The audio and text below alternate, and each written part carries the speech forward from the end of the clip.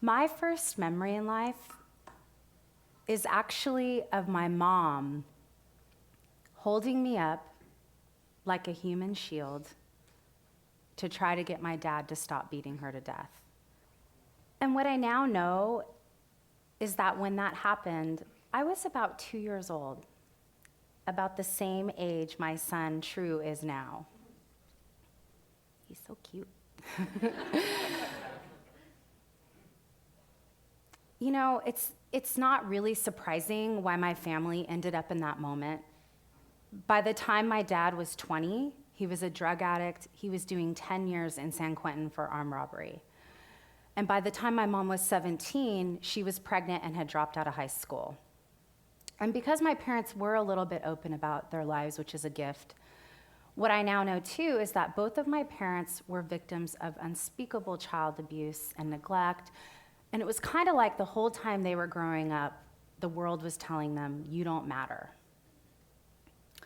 And unfortunately for me, I also got caught in my own cycle of disrespect. And it wasn't the girl mullet that I was wearing in 6th grade. It wasn't my haircut. It was like by the time I was in 6th grade, I was already dieting, and that was kind of the least of it. I was sneaking out of the house. I had gotten drunk for the first time, and I was hanging around girls who were already sexually active. And remember, we were about 11 years old. So kind of fast forward to when I was in high school, I was becoming a leader and I had some good qualities. The light was coming out a little bit, but still, I had no body boundaries. I was about one truancy away from not graduating from high school in San Jose, just like the rest of my family had had the same trajectory. And I'd been suspended from school twice, arrested twice, and honestly, those were just the times I got caught. So,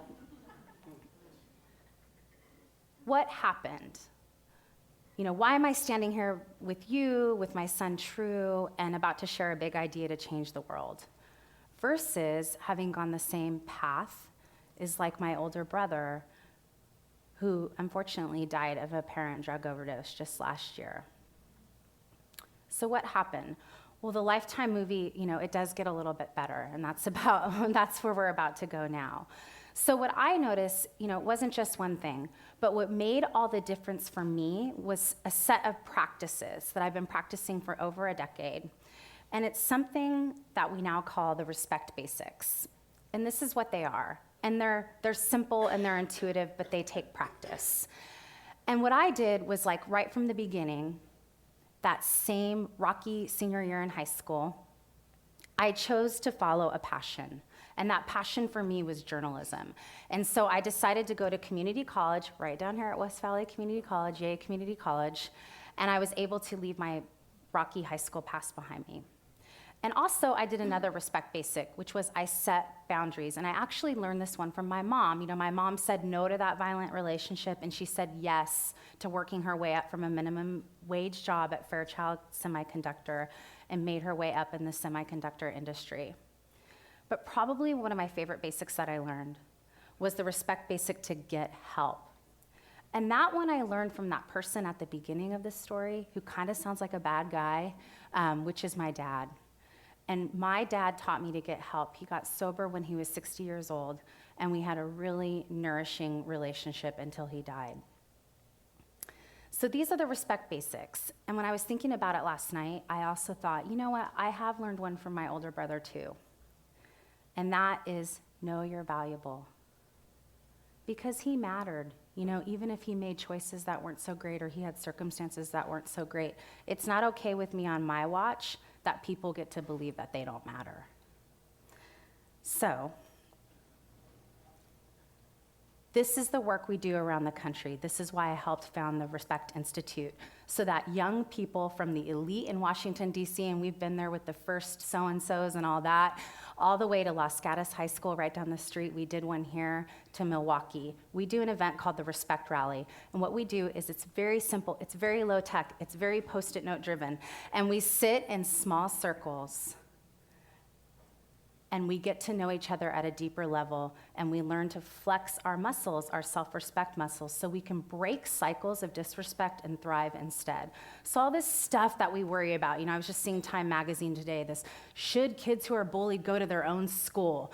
All this stuff that we worry about, sexting and teen pregnancy and eating disorders and the pressure to be perfect and SAT scores in the newspaper. Really, the linchpin to success is self-respect. And what I love about self-respect is it's something you can choose to practice and something you can choose to build, unlike your circumstances. And so that's what we do. We sit in circles and we practice this.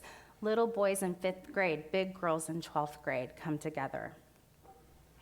So here's one of the ideas I wanted to share with you, is did you know that the root meaning of the word respect actually means to look again?